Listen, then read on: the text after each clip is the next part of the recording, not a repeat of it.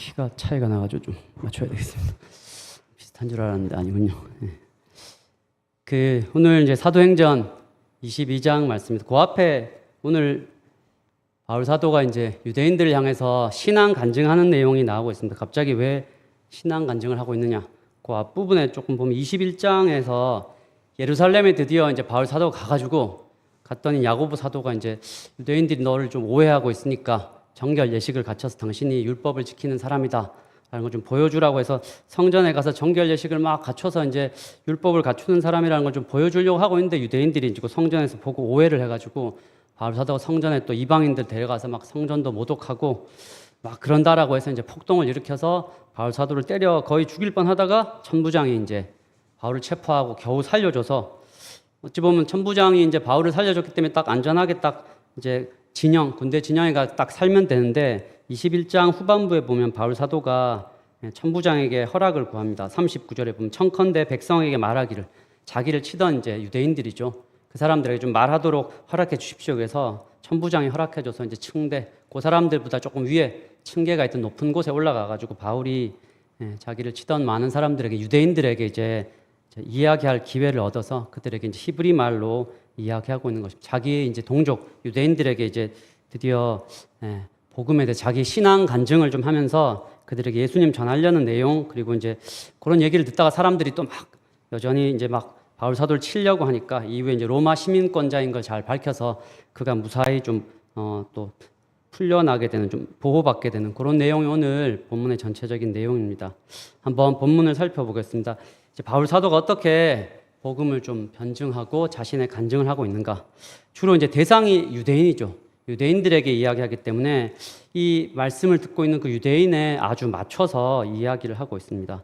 1절에도 보면 부형들아, 우리말로 하면 동포 여러분, 그러니까 저도 유대인입니다 여러분, 우리 동족 여러분, 이런 뜻이죠.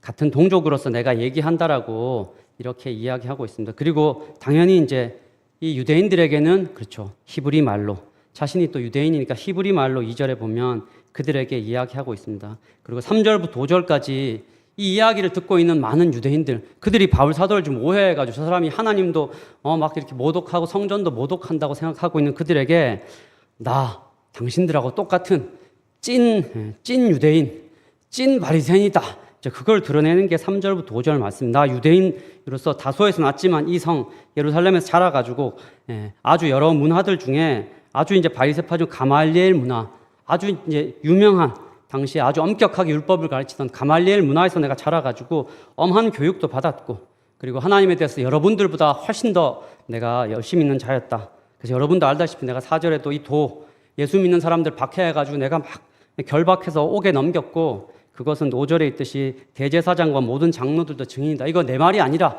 다 아는 대제사장들 다 증인이다. 나 그만큼 여러분들하고 똑같이 찐 바리새인, 찐 유대인이다.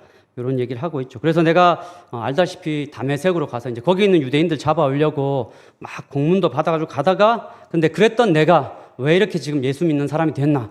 그 얘기를 하고 있죠. 저희가 잘 아는 다메섹으로 가다가 이제 다메섹 가는 길에 이제 예수님을 만나게 되는 것이죠. 그게 이제 6절부터 다메섹에 가던 중에 호련히 이제 하늘로부터 큰 빛이 둘러덮으면서 내가 이제 땅에 엎드러져가지고 소리가 있어. 사울아, 사울아, 내가 나를 왜 박해하느냐 하면서 이런 음성이 들리면서 자기가 쓰러지니까 이 깜짝 놀래가지고 누구십니까 하니까 이제 8절에 내가 박해하는 예수다.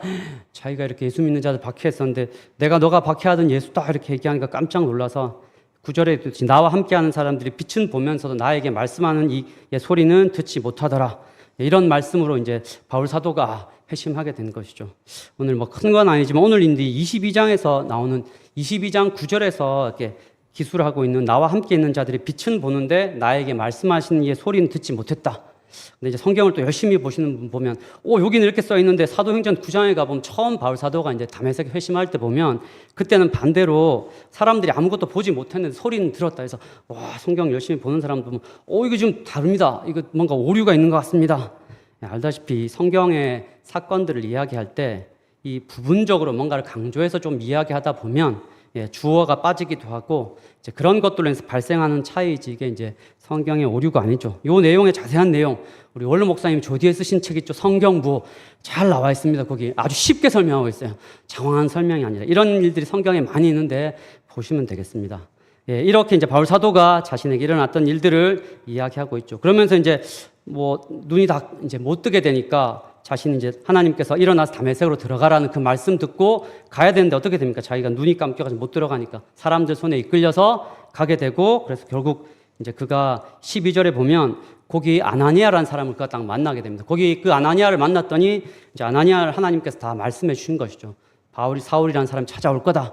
그래서 이제 아나니아를 딱 만났더니 그가 13절에 보시면 형제 사울아 다시 보라 이렇게 얘기했더니 그가 눈이 확 떠지는 것이죠. 즉시 그를 쳐다보게 되고 감겼던 눈이 떠지게 되는 이런 사건이 있게 된 것이고, 그 아나니아를 통해서 했던 말이 14절 15절에 있는 내용입니다. 결국 이 아나니아라는 사람이 자기에게 예수님에 대해서 우리 조상의 하나님이 너를 택하여 너로 하여금 자기 뜻을 알게 하고 그인 결국 예수 그리스도를 보게 하시고 그 입에서 나오는 음성을 듣게 하셨기 때문에 너는 예수님 이제 보고 들은 것 이거 증인이 되라라고 아나니아를 통해서 얘기하셨다는 건데, 오늘 저희가 좀 살펴봐야 될 게 하나 있는데, 오늘 12절에 보면 아나니아라는 사람에 대해서 아주 장황하게 이렇게 수식어를 붙이고 있어요. 그냥 아나니아라는 사람 만나서 얘기했다 하면 되는데, 뭘 아나니아라는 사람은 율법에 따라 경건한 사람으로, 또 거기서 끝나지 않고 거기 사는 모든 유대인들에게 칭찬을 듣는 아나니아, 왜 이렇게 장황하게 기록하고 있을까요? 다른 게 아니라 유대인들은 지금 바울 사도가 얘가 뭔가 자기 사상 때문에 획해서 예수 믿는 이상한 이단 사상에 빠졌다고 지금 모해하고 막 그러고 있는데, 그게 아니다라는 거죠.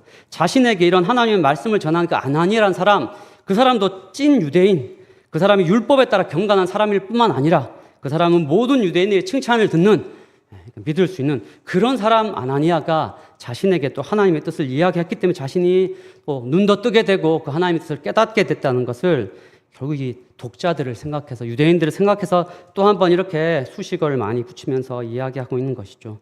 그를 통해서 이제 바울 사도가 하나님의 뜻을 알게 되고 이제 주저하지 않고 그에게 세례를 받고, 그런 이후에 17절에 보시면 이제 예루살렘으로 그가 다메섹에서 돌아와서 나중에 이제 성전에서 기도할 때 황홀한 환상을 보았다는데, 이때 또 성전에서 기도할 때, 그렇죠. 지금 유대인들은 바울 사도가 성전을 모독하고 하나님을 모독한다고 하고 있는데, 바울 사도 저는 그런 사람 아닙니다. 저도 성전에서 이렇게 간절히 하나님께 기도할 때 하나님께서 제게 주신 말씀을 이제 제가 여러분에게 전하는 것입니다라고 이렇게 또 성전에서 기도할 때라고 강조해서 이야기하고 있습니다. 그때 하나님께서 주신 말씀이 너 속히 예루살렘에서 나가라.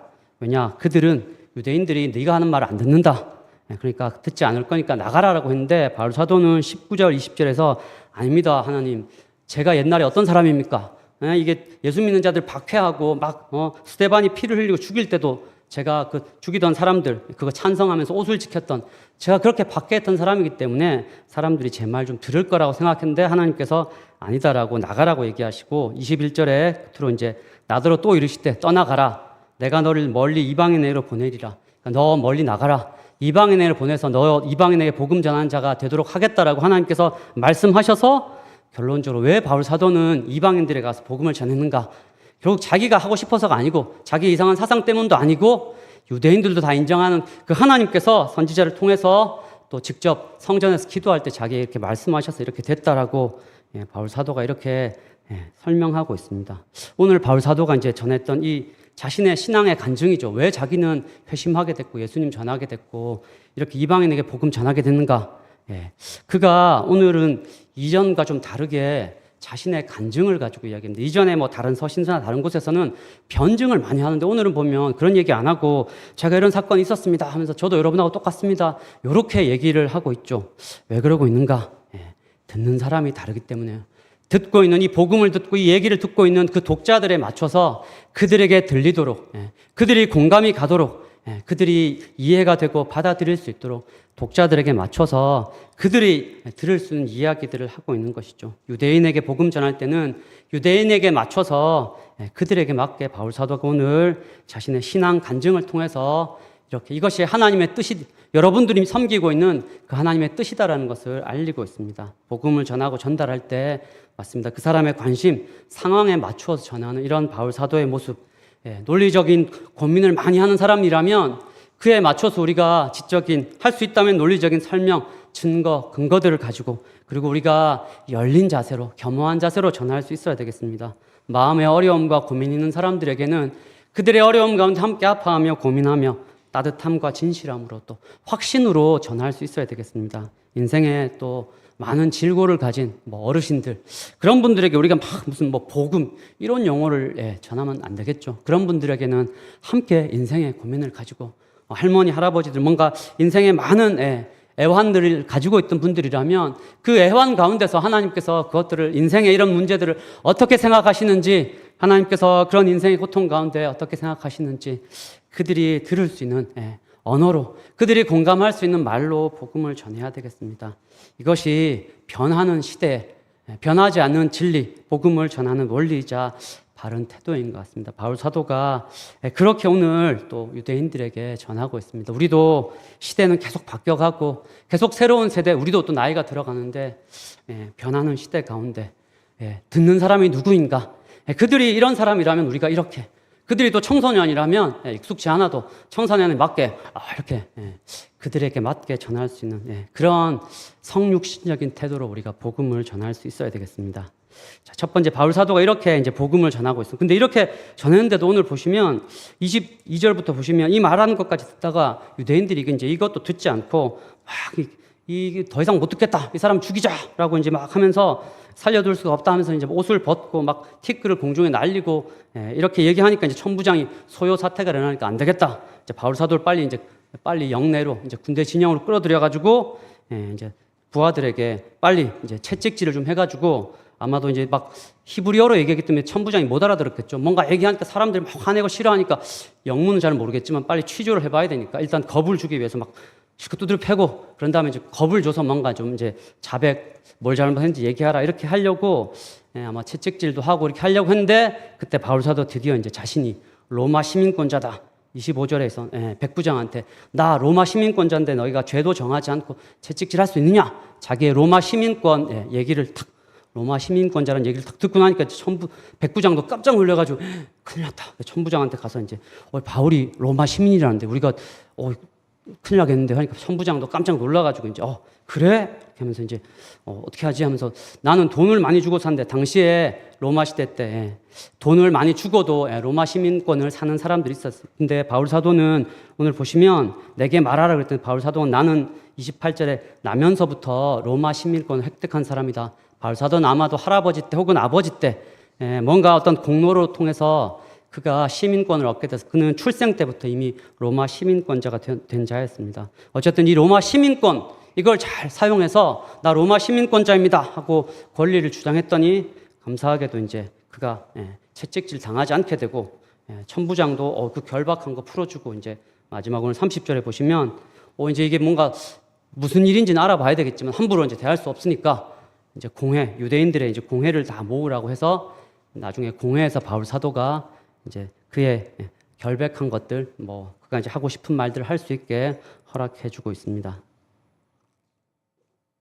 제가 오늘 아주 빨리 30절까지 확 마음이 급해서 전할 내용들이 많이 있어서 바울 사도의 이 로마 시민권 사용하는 저는 이걸 보면서 좀, 어쨌든 이 로마 시민권, 그가 시민권자임을 잘 밝혔던 덕분에 채찍질을 좀 당하지 않을 수도 있게 됐고, 단지 맞지 않았다, 감사하다, 그걸 떠나서 그가 보호받게 되는 것이고, 결과적으로 이후에도 이제 23장에 가시면 이 공회에 모인 자들에게도 어쨌든 예수님에 대해서 좀 이야기할 수 있게, 또 그 이후에도 결국 자신이 로마 시민권자인 이 권리를 잘 드러내서 이 시민권 덕분에 그가 결국 하나님께서 이야기하시던 로마까지 안전하게 갈 수 있게 된 것이죠. 바울 사도는 결국 이 시민권을 잘 사용해서 복음 전파에 땅끝까지, 당시에 이제 이 로마 제국의 핵심 도시인 로마 제국의 수도인 로마까지, 이 로마 시민권을 잘 사용해서 그가 결국 그곳에까지 갈 수 있게 되는 귀한 복음의 도구가 되고 있는 것입니다. 그렇게 그에게 이 로마 시민권, 단지 자기 자랑이거나 자기의 막 유익, 자기의 권리를 주장하는 자신을 위한 도구로 사용하는 것이 아니라 복음을 위한 도구로 잘 사용되고 있습니다. 그렇기 때문에 그런 의미에서 우리도 뭔가 준비할 수 있다거나 이미 하나님께서 우리에게 허락하신 것, 그게 무엇이 되었던지 간에 그것들 주님의 복음을 위해서, 하나님 나라를 위해서 잘 사용할 수 있다면 얼마든지 우리가 그것들 준비도 하고 또 주의 복음을 위해서 잘 사용하면 좋을 것 같습니다. 혹시 머리가 아주 좋아서 또 공부도 많이 하고 학위를 또 가지고 있다면 얼마든지 그가 헌신되어 있다면 주님 나라 위해서 그것들이 잘 사용될 수 있습니다. 어학에 또 탁월한 능력이 있다면 그것들이 얼마든지 하나님 나라 위해 사용될 수 있고 무엇이든 좋습니다. 우리가 그것들 우리를 위해서 사용하는 것이 아니라 주님을 위해 사용할 수만 있다면 우리에게 이미 허락하셨거나 우리가 준비할 수 있는 것들 그것들 얼마든지 우리가 준비해도 귀하게 사용될 수 있다는 것이죠. 그렇게 우리 또 대학생들 특히 또 청년들 할 수만 있다면 이럴 때 열심히 뭔가 준비할 수 있으면 좋겠습니다. 공부이든 뭐 어학이든 직업적인 전문성이든지 간에 우리가 주님 섬기면서도 얼마든지 성실하게 그것들 잘 준비하면 바울 사도가 또 이런 로마 시민권 그가 물론 노력을 얻은 것은 아니지만 이런 것들을 참 복음을 잘 사용한 것처럼 얼마든지 우리가 그것들 주님을 위해 잘 사용할 수 있다는 것이죠. 다만 이제 이런 얘기할 때 제가 늘 조심해야 될 건 이런 얘기 딱 들으면 강도사님께서 그렇게 얘기하시는 게 저는 이제부터 열심히 공부만을 위해서 저는 스펙스 학교에서 열심히 최선을 다해야 되겠습니다. 제가 그렇게 얘기하는 게 아니죠. 지금 주님을 위해서 헌신하면서 할 수 있다면 열심히 함께 준비하는 것이죠. 지금 이제 모든 걸 내놓고 난 주님의 영광을 위해서 하면서 그런 목적으로 다 우리의 뭔가를 준비하기 위함이 아니라 지금 주님을 위해서 살면서도 준비할 수 있다면 성실하게 나의 수고 나의 게으름 내 여러 가지 것들을 좀 쳐서 복종해서 그런 것들을 잘 준비할 수 있다면 귀하게 사용될 수 있다는 것입니다. 오늘 본문 이제 30절까지 오늘 이렇게 다 끝났는데 이렇게 빨리 끝나나? 강도사님 오늘 설교를 이렇게 빨리 끝나시나? 다 끝난 게 아니고 이제 오늘 제가 전하고자 하는 메시지를 좀 오늘 이제 본문 제가 여기 30절까지 본문의 내용을 설명하고 본문 이 주는 좀 이렇게 1차적으로 제가 또 이 본문을 통해서 좀 깨달을 수 있는 메시지들을 잠깐 전했는데 오늘 이 본문을 제가 이제 막 보면서 도대체 이 본문을 가지고 또 무슨 말씀을 전해야 되는가, 어떤 메시지를 좀 전해야 되는가 고민이 많이 되었습니다. 참 이게 어떤 메시지를 바울 사도가 막 전했던 이 복음의 내용을 설명해야 되나 고민 가운데 묵상하다가 발견한 좀 두 가지 메시지, 이 두 가지 메시지를 제가 좀 강조해서 전하고자 합니다. 남은 이제 두 개의 메시지가 있습니다. 너무 일찍 마칠 거라고 좀 기대하지 마시고 첫 번째는 이겁니다. 오늘 이 본문을 계속 보다가 제가 바울 사도가 누구한테 복음을 전하고 있는가? 누구한테 복음을 전하고 있습니까? 뭐 유대인들한테 전하고 있죠. 이런 쉬운 질문을 왜 하십니까? 그 유대인들이 누구입니까? 바로 직전까지 바울 사도를 죽이려고 하던 사람입니다. 사실 자기가 지금 바울 사도는 자기 때려 죽이려고 해서 천부장이 딱 구해줘가지고 겨우 이제 딱 목숨을 구한 상황이에요. 천부장이 이제 살짝 이제 이렇게 피신할 수 있게 천부장이 와가지고 겨우 말려가지고 그가 맞아 죽지 않게 된 상황이거든요. 그래서 지금 바울 사도가 복음 전하고 있는 사람들은 지금 막 바울 사도를 거의 죽이려고 했던 그 사람들에게 지금 복음을 전하고 있는 그것도 바울 사도가 아주 안전하게 다 대피한 게 아닙니다. 상식적으로 생각하면 자기가 막 죽을 뻔했으면 지금 그 21장에서 보면 막 유대인들이 바울 사도를 막 어떻게 해하려고 해서 군대를 동원해서 막 들어업어가지고 겨우 이제 이렇게 못 때리도록 해서 겨우 이렇게 피신시켰는데 그냥 상식적으로 생각하면 그런 상황이면 일단 얼른 군대에 딱 피해가지고 거기서 이제 좀 쉬고 있다가 살았다. 하나님의 은혜로 감사합니다. 구해주셔서 감사합니다 하고 자기 살 길을 먼저 찾는 게 제가 생각할 때는 하나님 감사합니다. 천부장을 통해서 하나님 할렐루야 하면서 그렇게 했어야 될 것 같은데 그렇게 가지 않고 가다가 말고 안 가고 저 층대에 올라가서 좀 얘기 좀 할 수 있게 해주십시오 하면서 자기 죽이려고 하는 그 사람들한테 지금 바울 사도가 제가 좀 이 사람들한테 꼭 좀 이야기를 해야 되겠습니다 하면서 그렇게 얘기하고 있는 게 지금 오늘 바울 사도의 간증 내용이거든요. 전도 집회에 온 분들한테 지금 바울 사도가 여러분 제가 이렇게 회심해가지고 이렇게 예수님 믿었습니다 하는 게 아니라 자기 얘기를 조금 싫어하는 정도가 아니라 막 곧 죽일 것 같은 사람들에게 바울 사도가 지금 이렇게 이야기하고 있다는 것이죠. 그런 면에서 제가 이제 오늘 이 간증의 내용, 이 간증 누구한테 전하고 있는가? 자기를 죽이려고 하는 사람. 근데 바울 사도가 이런 얘기를 하는 거는 그 사람들은 바울 사도를 막 죽이려고 하는데 바울 사도는 그 사람들을 살려보려고 그 사람들과 반대로 어떻게든 그 사람 좀 살려보고 싶어가지고 내 얘기 들어보라라고 막 그들에게 맞춰서 얘기하고 있는 상황이라는 걸 좀 생각해 보면서 나는 이렇게 할 수 있을까? 우리는 좀 이렇게 할 수 있을까? 뭐 이렇게 때려 죽이려는 사람들이 아니라 우리를 되게 싫어하든지 우리가 봐도 정말 좀 싫고 이런 사람들한테 막 그런 사람들 참 대화도 하기 싫고 복음은 고사하고 그런 사람 정말 싫은 것 같은데 이렇게 좀 전할 수 있을까? 그래서 바울은 왜 이렇게 좀 전했는가? 물론 뭐 바울 사도니까라고 하면 그렇게 생각한다니 우리 생각이 탁 닫힐 수 있는데 왜 이렇게 좀 자기 죽이려고 하는 사람들한테 왜 이렇게까지 좀 해야 되는가? 왜 이러고 있는가를 제가 좀 고민해 보면서 제가 내린 답은 이제 두 가지.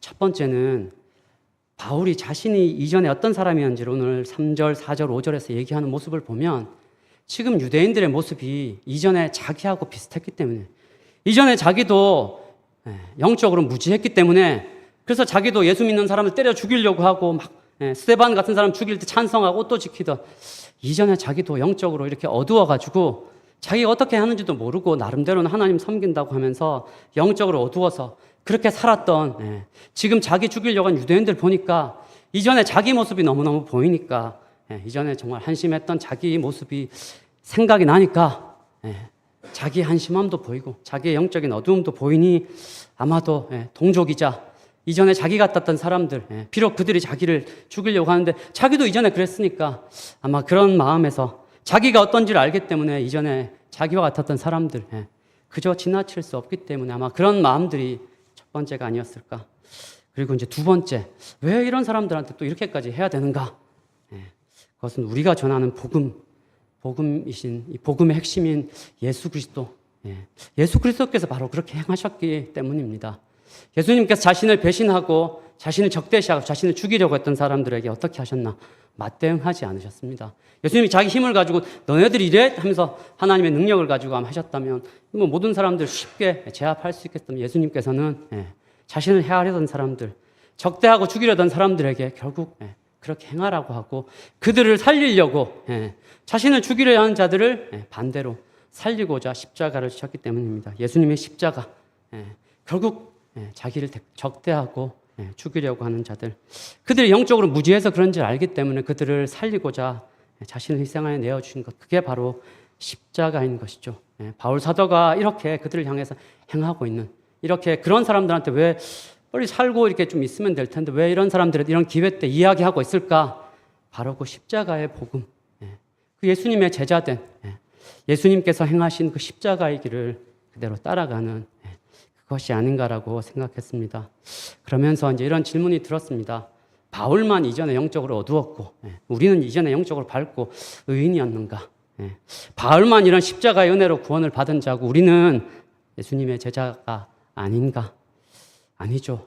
그러면서 그러네. 나도 예전에 영적으로 무지했었고 나도 이전에 영적으로 어둡고 멸망 가운데 살아가던 멸망으로 치달을 뺐던 그런 자였는데 하나님의 은혜로 지금 이렇게 살고 있는 것이고 나도 주님의 십자가의 은혜로 결국 이제 구원받은 자이고 예수님의 제자인데 그렇다면 우리도 바울 사도가 보여준 이런 예수님의 제자의 이런 모습들로 우리 주변에 영적으로 무지해서 주님을 대적하고 또 예수 믿는 자들 또 싫어하고 또 우리를 어쩌면 많이 힘들게 하고 그런 자들 참 이게 복음을 전하기는 고사하고 참 저런 소위 말하는 직장 생활 항상 빌런들 있지 않습니까? 빌런들 정말 정내미가 확 떨어질 것 같은 저런 사람들은 참 복음을 안 들었으면 좋겠고 나는 말도 하기 싫다고 생각하는 그런 사람들일지라도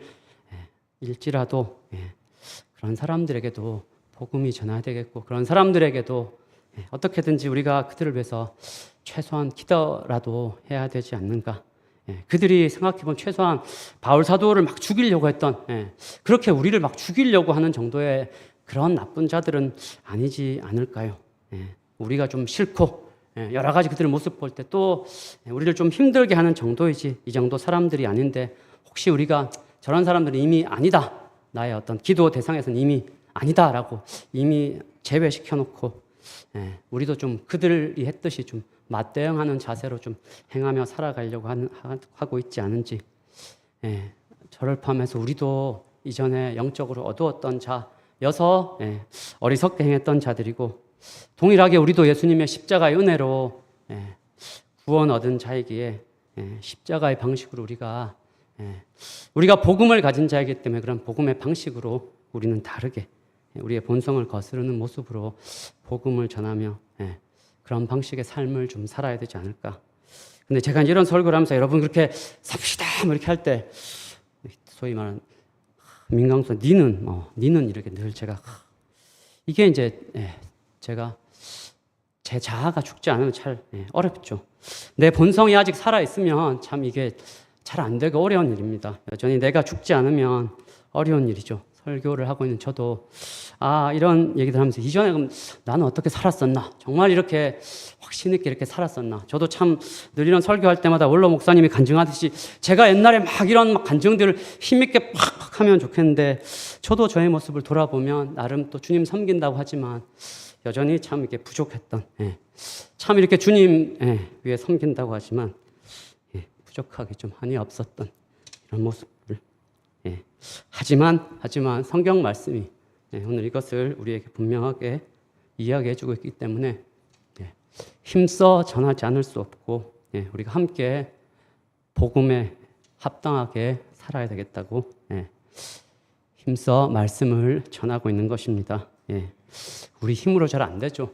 말씀을 듣고 은혜를 받는다고 해도 우리 힘으로 잘 안 되지만 그렇기 때문에 기도해야 되는 것 같습니다. 그렇기 때문에 주님께서 우리의 자아를 죽여주시고 성령 충만해서 우리 힘으로 잘 안 되지만 부족하지만 그렇게 살아낼 수 있도록 기도해야 되겠습니다. 주님의 도우심을 구해야 되겠습니다.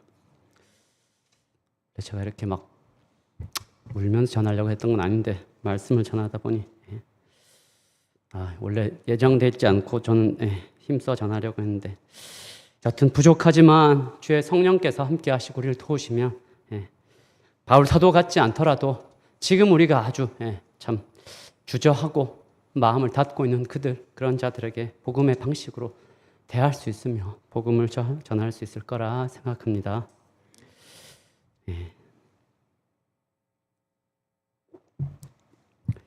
끝으로 마지막 제가 이제 오늘 이 본문을 통해서 또 무슨 메시지를 좀 전해야 되나, 이것이 우리에게 하나님께서 어떤 것들을 좀 깨닫게 하실까 말씀을 보면서 방금 이야기했던 바울 사도 왜 이렇게 행하고 있는가, 왜 이렇게까지 이런 사람들한테 자기 죽이려고 하는 사람 빨리 도망쳐서 안 살고 또 이렇게까지 막 행하고 있는가를 생각할 때 궁극적으로 결국 그가 다메섹으로 가는 그 길에서 주님을 만났기 때문에 그렇죠. 그가 정말 주님을 뜨겁게 만났기 때문에, 특히나 오늘 바울 사도 같은 이런 단단하던 사람, 정말 이렇게 너무 자기 확신에 가득 차 단단하던 사람이기 때문에 이런 사람은 그냥 뭐 누가 복음 전해줘서 믿고 거듭날 수 없는 너무 단단한 사람이니까 하나님께서 이렇게 초자연적인 경험으로 눈도 멀고 눈도 뜨게 되고 막 음성도 들리는 이런 단단한 사람은 하나님께서 완전히 깨트려야 되기 때문에, 그리고 바울 사도는 알다시피 이제 복음을 위해서 수많은 전투를 해야 되고 수많은 고난들을 이겨내야 되기 때문에,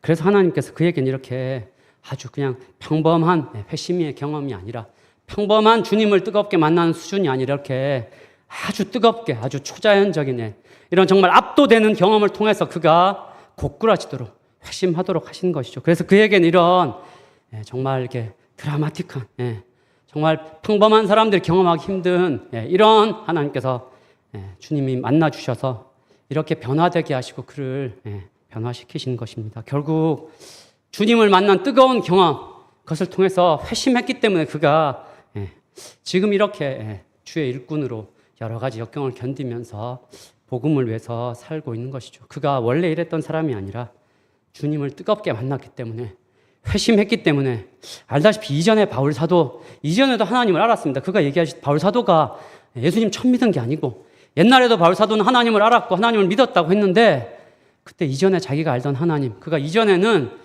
주님을 이렇게 알지 못했습니다. 다메섹에서 정말 주님을 뜨겁게 만나기 전에는 그는 그냥 율법을 추종했고 하나님을 알았지만, 이렇게 주님을 잘 알지 못했지만 주님을 뜨겁게 만나서 그가 회심하고 변화된 것입니다. 결국 우리는 참된 회심, 거듭남, 참된 제자로의 삶을 살아가기 위해서 이렇게 주님을 반드시 뜨겁게 만나고 경험해야 된다는 것입니다. 주님을 뜨겁게 만나고 확실히 거듭날 때 우리가 제자로 살아갈 수 있는 것입니다. 하나님을 아는 것 같고 그냥 교회 다니는, 교회 출석하고 할 수 있지만 정말 주님을 정말 이렇게 주인으로 모시고 제자로 살아가는 그런 삶, 주님 기뻐하시는 중심의 주님을 모시고 살아가는 삶, 그런 삶은 주님을 정말 뜨겁게 만나고 확실히 거듭날 때 이런 삶을 살아갈 수 있다는 것입니다. 그런 면에서 아직 우리가 주님을 이렇게 뜨겁게 온전히 경험하지 못했다라면 우리가 그 주님을 만나야 될 것 같습니다. 이렇게 주님을 뜨겁게 만난 사람들이 결국 이 회심의 경험을 통해서 주님을 위해 살게 되는 것입니다. 돌아보면 이제 저도 부족하지만 제 삶을 좀 돌아보며 저도 어떻게 이 길까지 오게 되었는가. 저도 이제 중학교 때 처음에 교회를 다닐 때 아주 가난한 집에서 그때 저에게 처음 제가 교회 나가서 예수님 믿었던 그때 제 신앙은 지금 돌아보면 처음 제가 중학교 때 예수님을 믿긴 믿었습니다. 그러나 그때 저의 신앙은 그때 들었던 또 설교들 아주 기복적인 예수님 열심히 믿고 막 교회 착실히 다니며 살았던 사람들 다 복받아서 성공했더라. 그러면서 그때 그 목사님이 맨날 이제 뭐 우리 카네기, 락펠러 이런 사람들이 막 성공, 예수님에서 복받아서 크게 부자 돼가지고 또 막 이렇게 이런 얘기들 하면서 그때 저에게는 그래. 예수님 믿고 소위 착하게, 착실히 교회 다니면서 살면 성공해서 뭔가 살 수 있겠구나. 가난한 저에게 뭔가 이제 기복적인, 뭐 약간 성공 복음처럼 그런 믿음, 물론 어려울 때 주님을 의지하는 건 참 귀한 것인데 저의 마음이 은근히 좀 그때는 그렇게 좀 주님을 믿긴 믿었지만 주님을 섬겼지만 아직 제가 아주 거듭나고 정말로 주님을 뜨겁게 정말 경험하지 못하고 그래도 기복적으로 주님을 믿긴 믿었는데 그렇게 이제 고등학교 여러 시절들이 지나고 대학에 가서 기복적인 그런 믿음을 가지고 이제 좀 한계도 부딪히고 그때 또 제가 이제 대학 처음 갔을 때 내비게이터를 들어가서 신앙생활 하려고 하는데 이 교회에서 어떤 분이 이제 내비게이터 제가 들어가서 열심히 신앙생활 합니다 했더니 그분이 그거 이단이다 얘기하는데 근데 그 얘기를 하는 분은 삶이 거의 나일론 그래서 그런 분이 이제 이렇게 얘기하시니까 너무 이제 혼란스럽죠. 이 교회는 뭐고 뭔가 영적으로 이렇게 말씀대로 살면 이단이고 적당히 살아야지 되는 거 역시 신앙생활이랑 기복적으로 적당히 해야 되는 거구나라고 이제 막 굉장히 혼란 속에 있을 때 나중에 이제 제가 또 IBF라는 선교단체에 들어가게 되고 거기서 참된 복음이 무엇인가 주님 기뻐하시는 참된 삶이 무엇인가를 바로 좀 말씀을 통해 깨닫게 되고 그런 말씀대로 실제로 살아가고 있는 그런 사람들의 삶을 보면서 제가 주님을 뜨겁게 만나고 많이 울었던 것 같습니다. 이게 참된 삶이고 이게 정말 주님 기뻐하시는 것이구나. 이전에 나름 교회 다닌 것 같고 예수님 믿는 것 같았는데 참 이게 율법에 되게 얽매인 삶, 또 기복적인 그런 신앙 가운데 있다가 주님을 아주 뜨겁게 만나고 그때 아주 제가 뜨겁게 회심한 이후로 이제 주님을 이렇게 사랑하며 마음의 중심에 모시고 여기까지 오게 된 것 같습니다. 저뿐만 아니라 제가 이제 막 이런 간증을 또 하면서 제 얘기 참 이렇게 제 얘기뿐 제가 이제 또 가까이 우리 또 제 사랑하는 늘 소울메이트 우리 김동환 장로님 생각이 막 나더라고요. 그러니까 우리는 어떻게 지금까지 이렇게 함께하게 되었는가? 제가 참 기억이 나는 게 우리 동만 장로님 고등학교 때, 이 고2 때 제가 생각해보면 그때 우리 같은 반을 한 적이 있는데 동만 장로님 한참 이렇게 막 갑자기 머리가 뜨여가지고 막 성적이 쫙 오르면서 이 자신감이 넘치고 교만이 극에 달할 수 있는 막 그러려고 하는데 그때 아마 하나님께서 그 머리를 딱 안 깨셨으면 죽지 않을 정도로 그리고 이제 교만이 딱 깨질 딱 그 정도로 머리를 딱 안 깨주셨으면 아마 막 계속 승승장구하면서 뭔가 막 이렇게 세상적으로 좀 더 잘 나갔을지 모르겠습니다. 막 좋은 학교 가면서 하나님께서 그러지 않도록 적당하게 죽지 않고 교만이 깨트려질 정도로만 딱 머리를 깨주시는 바람에 은혜로 그때 이제 이게 죽음에 대해서 두려움에 대해서 종교에 대해서 좀 고민을 가지게 되고 그러다가 이제 뭐 그때 예수님 믿은 건 아니지만 이제 주님께서 간섭하신 것이죠. 그러다가 대학 때 참 이게 특이하게도 참 특이한 전도 방식 또 이게 미인계 전도 방식으로 어떻게 참 또 선교단체 오게 되고 또 어떻게 하다가 예수님 결국 믿게 되고 근데 이제 그렇게 예수님 믿을 때 바로 회심이 아니죠. 항상 우리가 예수님 믿을 때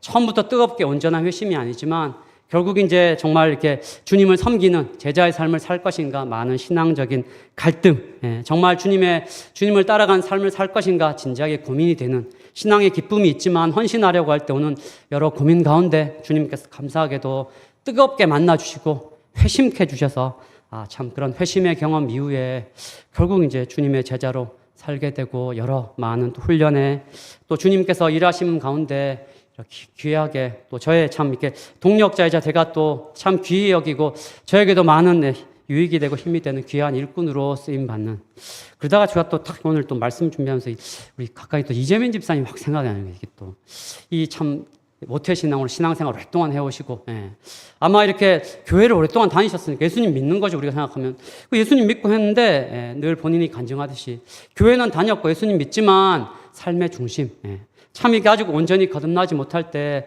세상 사람들이 볼 때는 교회 다니고 있지만 중심은 또 여전히 세상 사람들과 크게 차이 나지 않게 종교인으로 살아가지만 또 그렇게 나름 세상의 성공 방식을 쫓아 살아가다가 어떻게 또 하나님께서 은혜 베푸셔서 마침 학원이 주은혜 교회 옆에 있는 곳을 쫙 다니다가 우리 주은혜 교회에 또 와서 말씀 듣게 되고 정말 생각지 못하는 하나님께서 말씀 통해서 은혜 주시고 정말 영적으로 어두운 가운데 있던 좀 그에게 정말 빛을 비춰 깨닫게 하시고 큰 은혜 받게 하셔서 이제 정말 이렇게 사는 삶, 복음을 전하며 이렇게 살아가는 삶, 이게 정말 주님 기뻐하신 삶이구나. 영적 어둠 가운데서 또 벗어나서 참 귀하게 주님을 뜨겁게 만나서 그 이후로 정말 아주 신실한 일꾼으로 제가 늘 또 존경하고 정말 귀한 주님의 일꾼으로 지금까지 하나님을 뜨겁게 만났기 때문에 주님께서 만나주셨고 여러 가지 사건들을 통해서 저희들이 이렇게 만나주셨기 때문에 그 주님을 뜨겁게 만났던 그런 경험을 통해서 결국 이렇게 변화되어서 주님의 일꾼으로 살아가고 있는 것이죠. 거듭난 자, 정말 중심에 주님을 모시고 주님을 위해 살아가는 자들 이렇게 어떤 모양이든 아주 드라마틱했건 아니면 점진적이든 반드시 주님을 만나는 경험, 회심의 경험이 반드시 있다는 것입니다. 그럴 때 주님을 정말 삶의 주인으로 온전히 모시고 그렇게 살아갈 수 있다는 것입니다. 꼭 아주 뜨겁고 열정적이지 않더라도 그 마음의 중심에 정말 주님을 주인으로 모시고 살아가고자 하는 거 아닌가. 회심의 분명한 경험이 있을 때 주님을 그렇게 만날 때 그렇게 살아갈 수 있다는 것입니다. 하지만 지금 혹시 우리 주은혜 교회 다니고 혹시 또 집에서 오늘 우연히 오랜만에 또 이렇게 온라인으로 예배 드릴까 하고 우연히 말씀을 또 이렇게 가정에서 듣고 있는 분들 중에 여전히 교회는 다니고 있고 참 또 주은혜 교회 다니고 있으니까 또 PBS 하락을 사고 또 뭔가 이렇게 나름 교회 따라가고는 있지만 여전히 이것이 좀 부담과 짐만 되고 여전히 마음의 중심에서는 참 이 기쁨이 없고 주님이 마음의 중심에 있지 아니하고 주님을 이렇게 뜨겁게 인격적으로 만나지 못해서 아직 삶의 중심이 변화되지 않은 그런 분들이 있다면 오늘 이 말씀 들을 때 또 이후에 우리가 함께 개인적으로 기도하는 이 시간에 꼭 주님을 인격적으로 뜨겁게 만나고 주님을 만남으로 회심의 경험, 변화의 경험 꼭 있길 간절히 소원합니다. 이런 경험 없이 그냥 이렇게 종교인으로 살려고 하면 참 이렇게 교회 생활이 그냥 참 사람들하고 따뜻하게 지낼 때는 좋은데 불편하고 계속 갈등이 있죠. 특히나 어떻게 잘못 걸려서 우리 주은혜 교회 같은 교회에 걸려가지고 맨날 전도 선교 맨날 카톡에도 나오는 게 부담스럽고 왜 이 교회에 힘겹게 어쩌면 참 불편하게 그럴 수 있는데 내가 회심하고 내가 바뀌게 되면 이런 말씀들이 위로가 될 것이고 내가 주님 위해서 나름대로 살려고 하는 자들에게는 이런 메시지들이 아마 위로와 격려가 되겠지만 내가 변화되지 않고 힘들지 않고 내가 그냥 여전히 종교인으로만 살려고 하면 불편할 수밖에 없고 왜 이렇게 위로되는 메시지가 없는가라고 그렇게 좀 불망, 실망이 될 수밖에 없을 것 같습니다. 오늘 이 말씀 듣는 분 중에 혹여라도 아직 주님을 이렇게 뜨겁게 만나지 못한 분들이 있다라면 주님께 은혜를 구하시길 바랍니다. 우리의 힘으로 할 수 있는 것이 아니라 주님께서 바울 사도처럼 또 제가 앞서 얘기했던 우리 또 수많은 주님에서 변화되었던 사람들처럼 주님께서 뜨겁게 만나 주셔야 주님께서 일해 주셔야 성령께서 우리를 변화시켜 주셔야 우리가 회심하고 우리 마음의 중심이 변화될 수 있습니다. 우리가 그것을 간절히 구하며 주님의 은혜를 구하며 나아가는 저희가 되기를 바랍니다. 시간 우리 찬송을 좀 한 장 하고 우리 오늘 말씀을 두고 기도하고자 합니다. 우리 찬송가 254장 우리 내 주의 보혈은 함께 한번 찬양하겠습니다.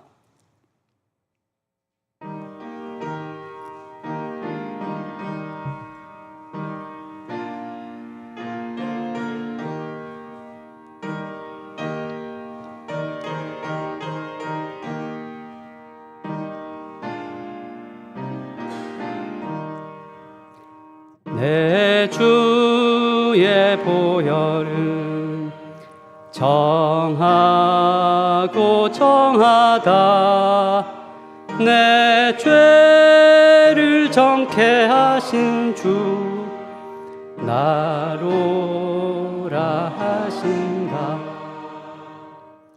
내가 주께로 지금 가오니 십자가의 보혈로 날 씻어 주소서.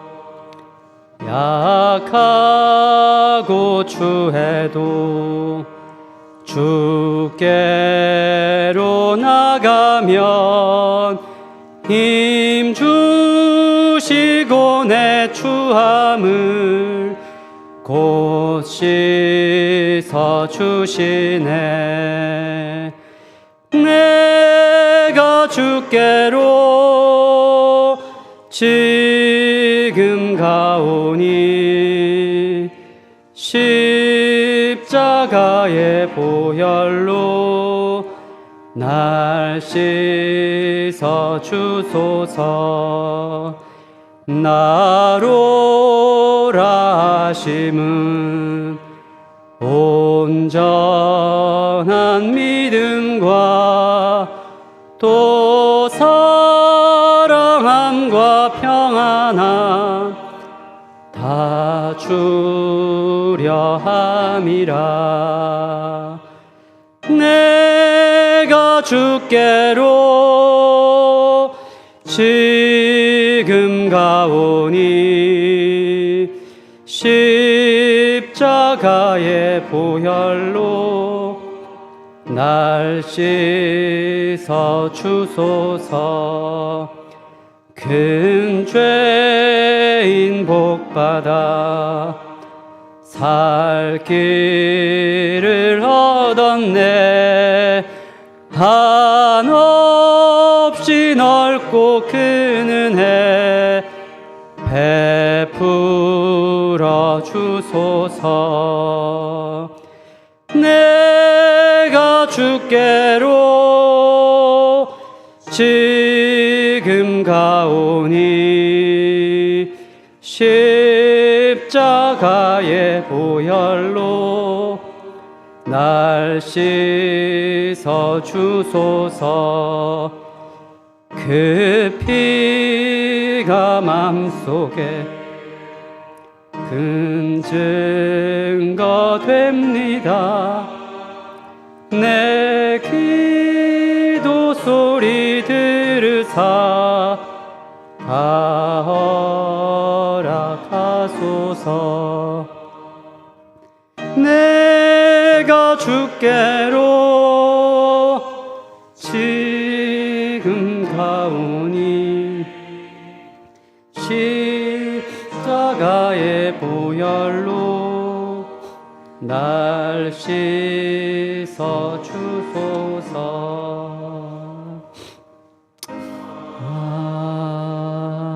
아멘. 이 시간 우리 합심해서 오늘 말씀을 두고 한번 기도했으면 좋겠습니다. 혹시 아직 주님을 제대로 만나서 회심하지 못해서 다메섹 이전의 바울의 모습처럼 교회는 나오고 있고 주님을 믿는다고 하면서도 마음의 중심에 주님이 있지 아니하고 세상이 가득하고 그냥 종교인처럼 혹시 살고 있는 자들이 있다면 오늘 이 밤에 우리 기도 시간 가운데 주님께서 찾아와 주시고 주님을 뜨겁게 만나 회심하는 믿음의 역사가 있을 수 있도록 우리 간절히 주님의 도우심을 구하며 기도했으면 좋겠습니다. 그리고 이미 또 주님을 만나 회심했고 주님을 위해 또 살며 지내오고 있지만 주님을 뜨겁게 만났던 경험이 많이 흐릿해져 버리고 내 안에 주님을 향한 사랑과 십자가의 은혜가 많이 또 희미하고 식어진 자들이 있다면 다시 주님을 뜨겁게 만나서 십자가의 은혜와 그 사랑을 회복해서 주님의 일꾼으로 살아갈 수 있도록 우리가 머리로 한다고 살아갈 수 있는 것이 아니라 성령 충만하며 주님의 은혜가 가득할 때 살아갈 수가 있습니다. 우리 주님의 은혜를 구하며 나아갔으면 좋겠습니다.